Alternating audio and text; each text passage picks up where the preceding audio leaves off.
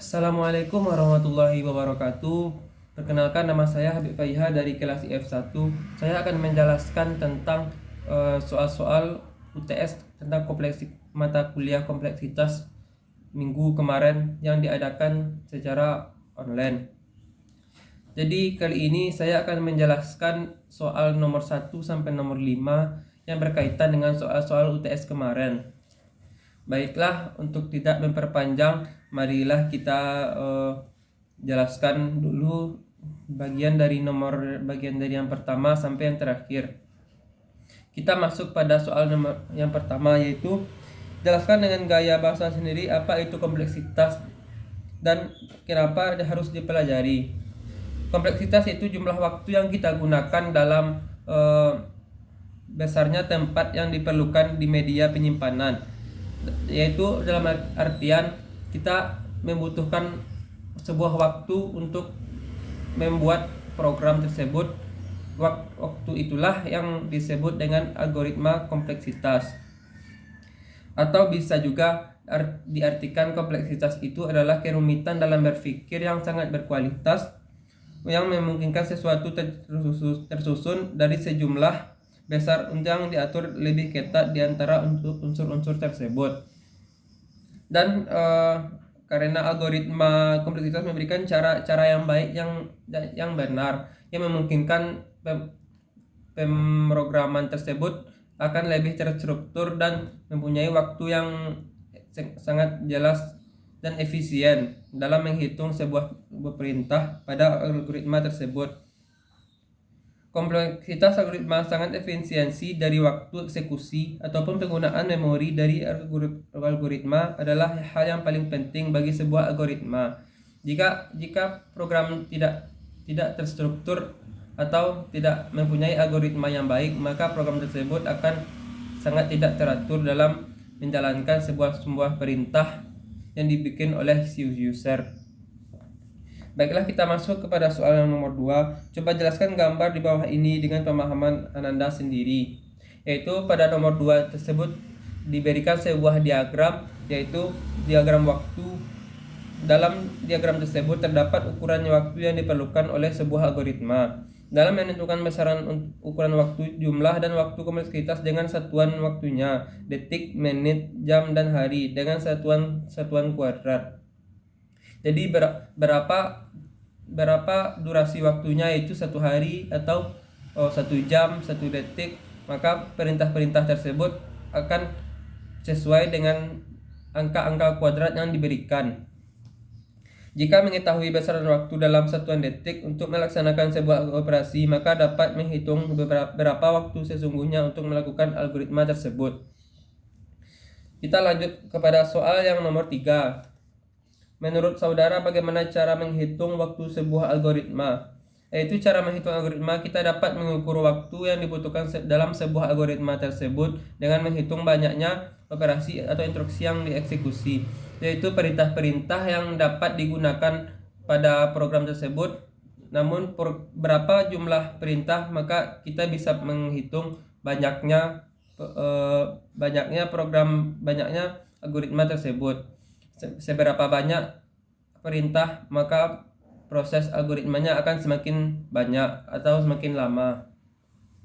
Jika kita mengetahui besaran waktu yang untuk menyelesaikan sebuah operasi tertentu, maka kita dapat mengukur berapa waktu sesungguhnya yang dibutuhkan oleh algoritma tersebut. Kita masuk kepada soal yang nomor 4. Diberikan sebuah kasus, mahasiswa dapat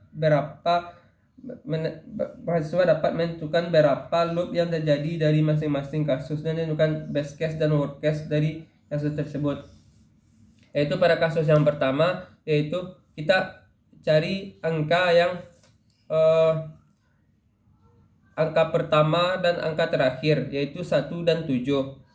Kita tinggalkan angka 1 dan 7 tersebut, lalu kita jumlahkan, kita bagi dengan 2 dengan rumus tertentu, yaitu 1 sama dengan 4. 4 adalah bilangan yang terpilih, maka pada loop pertama data langsung ditemukan, yaitu 4.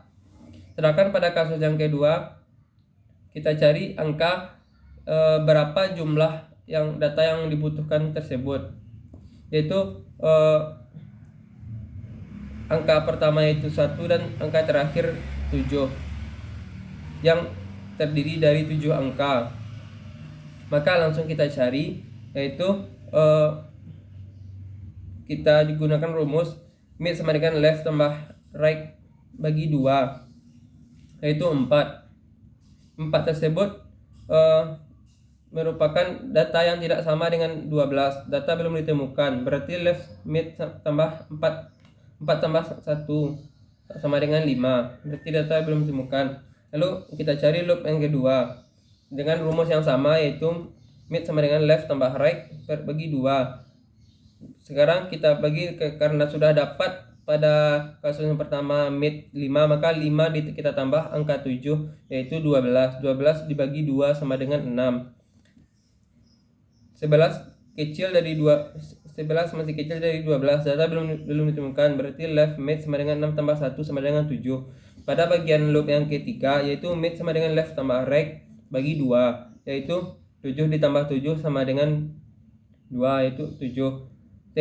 Midnya adalah 7 sama dengan 8, kecil data tidak ditemukan, yaitu kita mempunyai base rectemin 1 dan worst case-nya sama dengan 2 log n.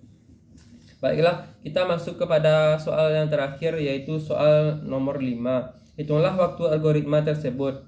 Pada algoritma tersebut kita menentukan sebuah indeks, yaitu indeksnya terdapat 8 angka, yaitu 5, 34, 32, 25, 75, 42, 22, dan 2. Untuk mencari waktu yang dibutuhkan data yang sebelum diurutkan, kita coba adalah waktu yang kita urutkan dulu angka-angka tersebut dari yang terkecil ke yang terbesar, data dari yang terkecil sampai yang terbesar, itu 22, 25, 34, 34, 42, 75. Dan kita akan mengetahui berapa konsep yang dibutuhkan dalam algoritma tersebut. Kita hanya mengurutkan dan menghitung bagaimana cara untuk mengurutkan angka-angka tersebut yang dibutuhkan sebuah algoritma. Mungkin sekian penjelasan dari saya. Mohon maaf apabila banyak terjadi kekeliruan dan kesalahan dalam pengucapan. Banyak maaf. Assalamualaikum warahmatullahi wabarakatuh.